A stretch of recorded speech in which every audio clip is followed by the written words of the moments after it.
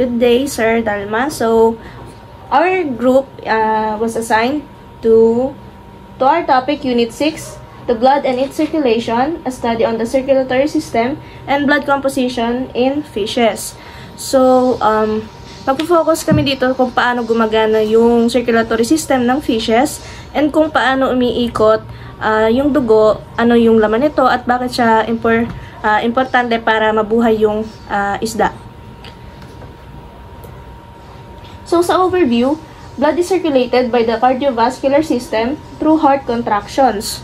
So, yung blood circulation daw is controlled by their cardiovascular system and meaning gumagalaw yung blood dahil sa kanyang heart contractions. So, meron siyang 5 main functions which is yung respiration, nutritive, excretory, hemostasis, and yung hormone transport. So, iisa-isahin natin yan yung bawat topic. So, first is yung respiration. Respiration, an essential function for the transport of oxygen from the dissolved water from the gills to the tissue and carbon dioxide from the tissue to the gills. So, yung first function which is respiration, fish don't breathe air, they breathe dissolved oxygen from water using their gills. So, yung trabaho daw kasi ng blood ay yung kumuha ng dugo, kumuha ng oxygen galing sa gills, dalhin ito sa tissues, kunin yung carbon dioxide from tissues, then ibalik sa gills para ma-release sa water. So, example nito is kapag mabilis daw lumangoy yung fish, mas mataas yung oxygen na dinedemand niya. Kaya mas mabilis ang blood circulation. So, next is yung nutritive. It carries nutrient material, glucose, amino acids, and fatty acids, vitamins, electrolytes, and trace elements from alimentary canal to the tissue. So, yung nutritive function naman daw, after kumain ng fish, yung pagkain, nadudurog siya, nabe-breakdown siya into nutrients like glucose, amino acids, fatty acids, vitamins and minerals, and dinadala ng blood yung nutrients mula sa intestines papunta sa lahat ng tissues. Kumbaga, para siyang grab delivery. Lahat ng cells kailangan pakainin. And yung blood, yung mismong nagdi-deliver. So, next is excretory. It carries waste materials, the products of metabolism such as urea, uric acid, creatine, etc. away from the cell. So, yung excretory naman daw, lahat ng cells, gumagawa kasi yan ng waste habang nagwo-work. So, kung hindi aalisin yung waste, magiging toxic sa katawan. And the blood collects waste like urea, uric acid, creatine, and other metabolic byproducts. Then, dinadala ito sa kidney or gills para mailabas. So, example, mas active yung fish, mas maraming creatine waste. So, mas importante na merong excretory function. So, next is yung hemostasis. The exchange of electrolyte and other molecules and their turnover is the function of blood. So, yung hemostasis naman daw po, dito, hindi lang pag-clotting. Hemostasis means maintaining balance ng blood components. So, kasama sa balance na ito yung electrolytes, yung sodium, potassium, calcium, yung pH level, water level, temperature, nutrients, at iba pang molecules in the blood. So, this is very important because fish lives in water. And water conditions can change anytime. So, isang example is pag yung fish lumipat sa mas salty na tubig, papasok ang sobrang salt sa katawan niya. So, yung function ng hemostasis helps remove those extra salts via gills and kidneys para hindi ma-dehydrate yung fish. Isa pang example is kapag nag-exercise yung fish or lumalangoy ng mabilis, dumadami ang CO2 o yung carbon dioxide. Nagiging acidic sa blood. O nagiging acidic yung blood. And hemostasis helps neutralize the acidity. And next example is, kung biglang lumamig yung water, babagalan ng hemostasis yung metabolism na para hindi ma-shock yung fish. So, ang takeaway dito, yung hemostasis kasi, nagbabalance siya ng system. So, siya yung pinaka-blood balancing system. Para ma-keep yung fish stable kahit na nagbabago yung environment nito. So, yung hormone transport, Hormones and humoral agents contain regulatory agents such as hormones and also contain cellular or humoral agent o yung antibodies. The concentration of various substances in the blood is regulated through feedback loops that sense changes in concentration and triggers the synthesis. So, yung ano dito is typo error siya, synthesis dapat to, which is to produce or to make something. So, itong mga naka-highlight na to is i-discuss natin yung isa-isa. So, yung blood daw kasi, hindi lang siya pangdala ng oxygen and other nutrients, nagdadala din ito ng hormones at humoral agents like antibodies nga. So, yung hormones dito, yung first, isa siyang chemical messengers. Sila yung nagsasabi sa organs kung ano ang dapat gawin. And yung antibodies, nagsisilbi siyang defense cells. Sila yung lumalaban sa germs. Ngayon, paano nalaman ng katawan na may dapat ayusin? Ito yung tinatawag natin na feedback loops. So, yung feedback loops, kapag may imbalance sa blood, nasisense yun ng katawan and inaayos niya. And then, yung yung synthesis dyan, typo error, which means synthesis or to produce or to make something. So, kapag may na-detect nga na imbalance, the body will synthesize or make more hormones or antibodies para ibalik sa normal yung blood levels. So, isang example is kapag na-threatened yung fish, yung blood, magsisynthesize siya ng cortisol. Ito yung hormone na nagpapabilis sa heart and nagbibigay siya ng energy sa muscles para siya makatakas, kumbaga. Sa isa pang example is kapag sobrang dami ng salt sa blood ng saltwater fish, magpapalabas ng hormone para sabihin sa gills na tanggalin yung sobrang salt niya sa katawan. Isa pang example is kapag may bacteria, nagsisynthesize yung fish ng antibodies para maprotektahan yung katawan. And yung, in summary nito, blood transport hormones, antibodies, and uses feedback loops to keep everything balanced. Yan. In this part, isimulan ko po sa kung paano nakakakuha at nakapag-deliver ng oxygen ang isda sa katawan nila. So, delivery rates for oxygen are changed by the temperature and pH influence hemoglobin, oxygen dynamics, and the output of the heart, which is regulated by an elegant array of neural and neural controls. Nagbabago ang pagdala ng oxygen depende sa temperatura at pH kasi naaapektuhan nito kung gaano kahigpit kumapit ang hemoglobin sa oxygen. Nag-a-adjust din ang puso ng isda depende sa kailangan ng katawan. May dalawang paraan ng control. Una ay annular cardiovascular control. So, is exercised by changes in blood volume, by direct responses of heart muscles to changes in temperature, and by secretions of various glands. Una ay ulitin ko na ang annular cardiovascular control ay nagre-respond ang puso sa pagbabago ng blood volume at mga chemical sa katawan kahit walang nerve involvement. Pangalawa is neural control. Is affected through the cranial nerve. The heart of all fishes are innervated by a branch of the vagus, kung saan ginamit nila ang 10th cranial nerve o isang branch ng vagus nerve. Ito ay tumutulong mag-regulate ng tibok ng puso sa lahat ng isda. Slide 2. The blood of fishes is similar to that of any other vertebrates. It consists of blood cells suspended in plasma. Kagaya rin ito ng dugo ng ibang vertebrates, may mga blood cells na lumulutang sa plasma. May iba't ibang blood volume depende sa klase ng isda. So, bony fishes range from 3% to 7% of the total body weight. Nasa 3% hanggang 7% ng body weight ang dugo. Bony fishes. Elasmobranch range from 4% to 8% of the total body weight.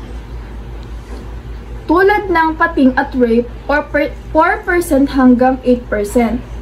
Ang almato naman is range from 8% to 20% of the total body weight. Pinakamataas, nasa 8% hanggang 20% ng body weight.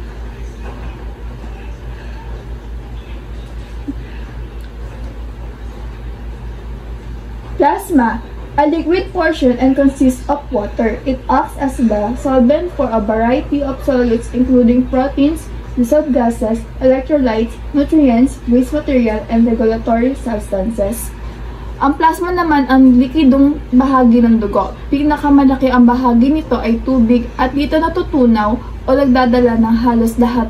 Proteins, gases, nutrients, electrolytes, pati mga waste products. Sa madaling salita, plasma ang delivery system ng dugo ng isda. Cellular components: red blood cells, white blood cells, thrombocytes.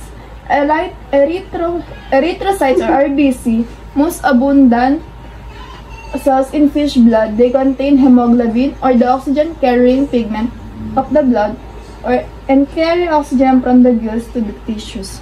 Pinakamarami sa lahat ay ang red blood cells o RBC. May hemoglobin ito, kaya sila ang nagdadala ng oxygen mula sa gills papunta sa iba't ibang tissues ng katawan. So, lymphocytes are a type of white blood cells that are a crucial part of the immune system, helping the body fight off infections and diseases. Yung lymphocytes po, ito yung mga puting cell po ng dugo sa katawan na tumutulong para laban ng mga infeksyon at iba pang mga virus na pumapasok sa katawan ng isda. So, there are two main types of lymphocytes. Ay may B lymphocytes or B cells. B cells protect tissues from infection by making proteins called antibodies. So, when the immune system detects antigens, markers that indicate a threat like a bacteria or virus has entered the body, B cells produce antibodies to fight the invader. So, yung B lymphocytes, ito po yung gumagawa ng protina na tinatawag na antibodies. Tapos tumutulong po ito na protektahan ang katawan ng isda laban nga po sa mga germs tulad ng bacteria and virus. Then, yung pangalawa pong types ng lymphocytes is T lymphocytes or T cells.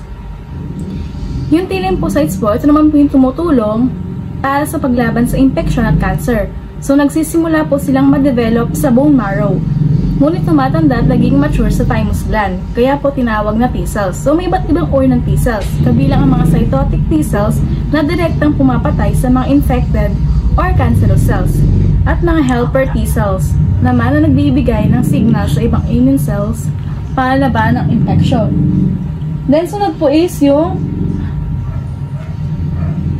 thrombocytes.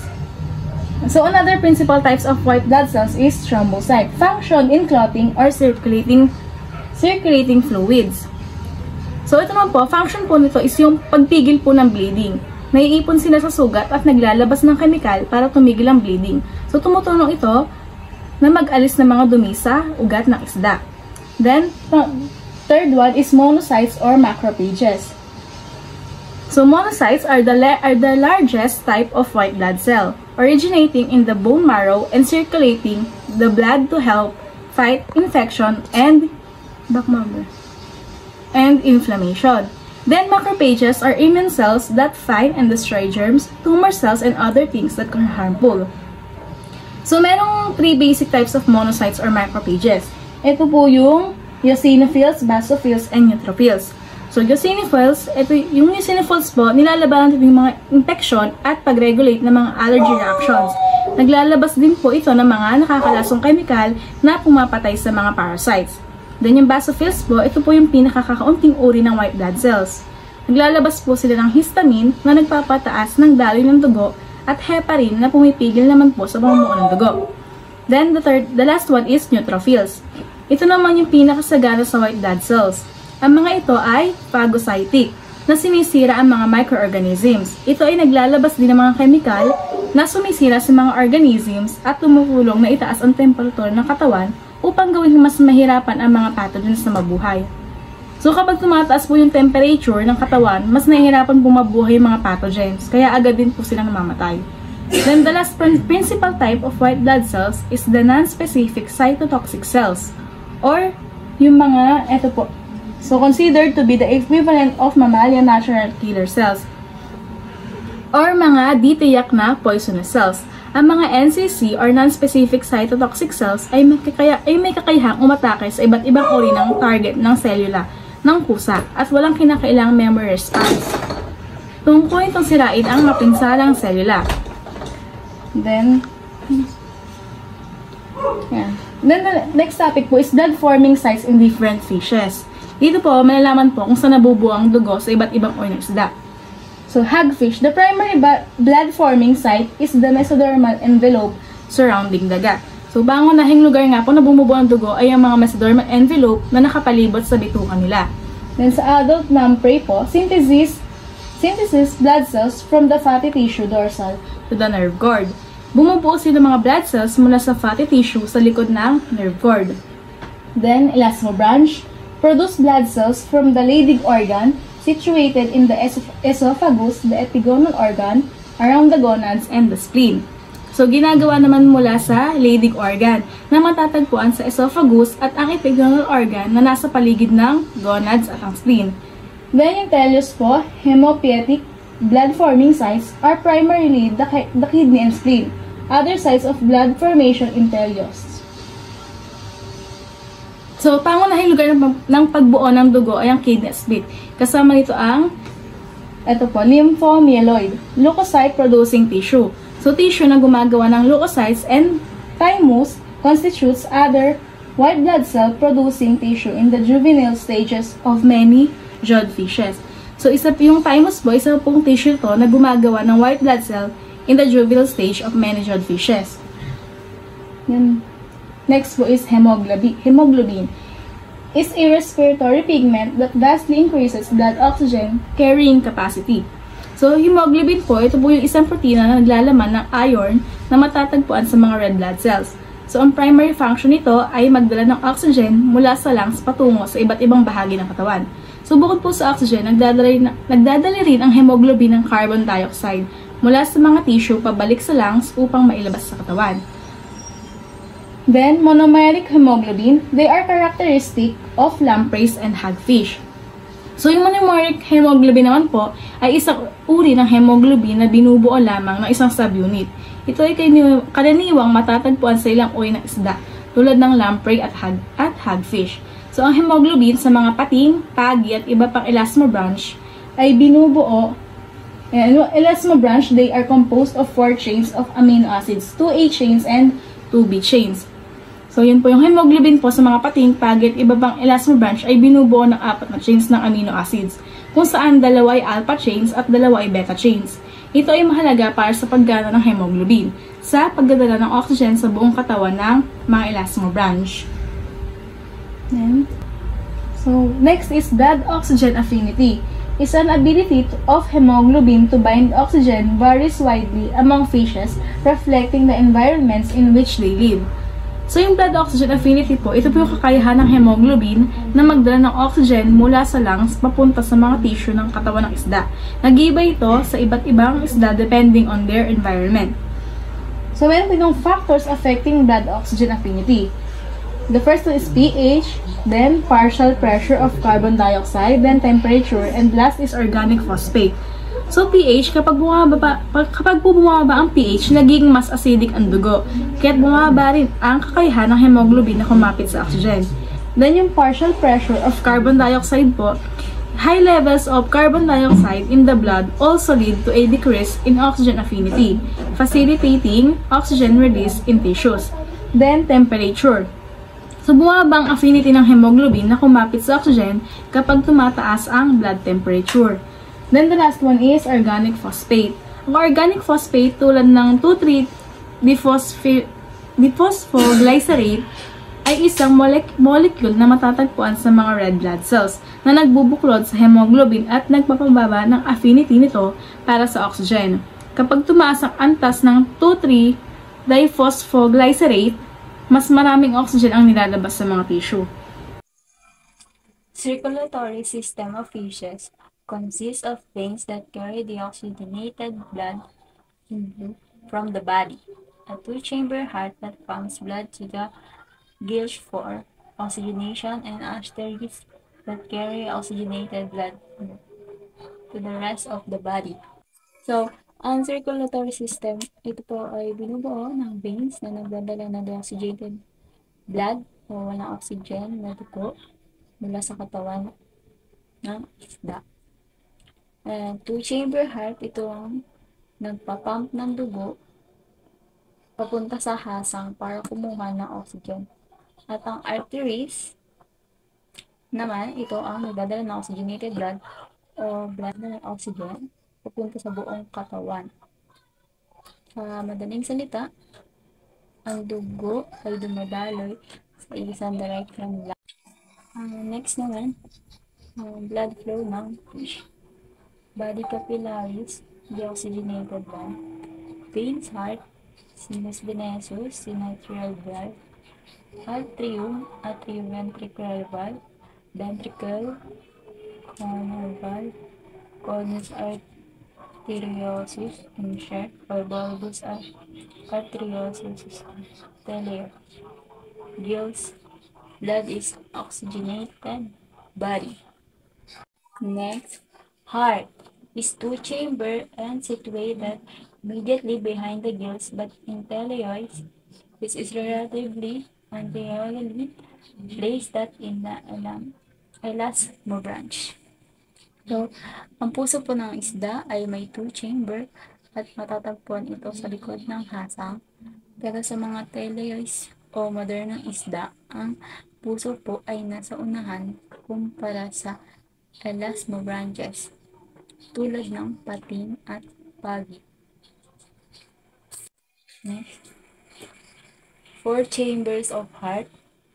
Sinus venosus, function as a manifold.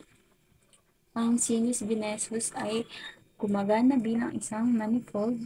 Ibig sabihin, ito ang nagsama-sama at nagdirekta ng dugo mula sa iba't ibang ugat papunta sa atrium. Madaling salita, parang siya ang tagapamahagi o kolektor ng dugo bago ito pumasok sa puso. Atrium. From the sinus venosus, the blood is directed to the chamber in many species through sinoatrial valve. Mula sa sinus venosus, ang dugo ay tinuturo o pinapadala papunta sa atrium. Sa maraming species, dumadaan muna ito sa sinoatrial valve bago pumasok sa atrium. Kumbaga, ang atrium po ang unang silid na tumatanggap ng dugo mula sa sinus venosus at may valve na nagkokontrol ng daloy nito. Ventricle. It is a relatively large chamber featuring heavy walls of cardiac muscle. Ang ventricle po ay isang medyo malaking silid ng puso na may makakapal na pader na gawa sa cardiac muscle. Ito ang malakas na pump na nagpapadala ng dugo mula sa atrium papunta sa hasang para kumuha ng oxygen. Ang ventricle ang pangunahing malakas na silid ng puso na nagtutulak ng dugo sa katawan. Conus arteriosus. It functions as an electric chamber to dampen the pulse of pressure and intermittent flow from the ventricle into a more continuous flow to the ventral aorta at the gills. Ang conus arteriosus po ay gumagana bilang isang elastic na silid. Pinapakinis nito ang dugo mula sa ventricle, kaya nagiging mas tuloy-tuloy ang daloy ng dugo papunta sa ventral aorta at hasang. Parang siya po ang shock absorber ng dugo. Ginagawa nito mas maayos ang daloy palabas ng. Next, conus arteriosus, arteries and veins. Dorsal aorta, main route of transfer of oxygenated blood from the gills to the rest of the body.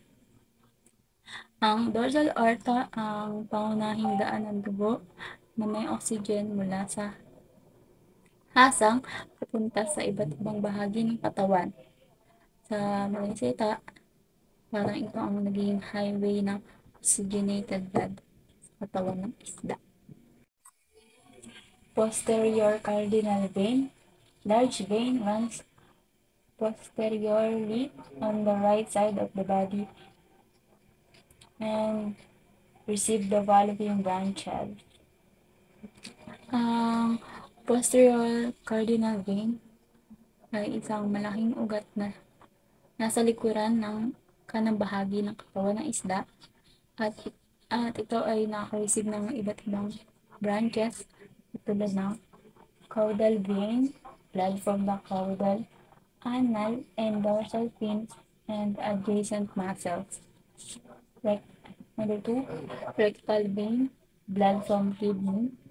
3, renal veins, blood from the kidney tissues. 4, parietal veins, blood from abdominal integument.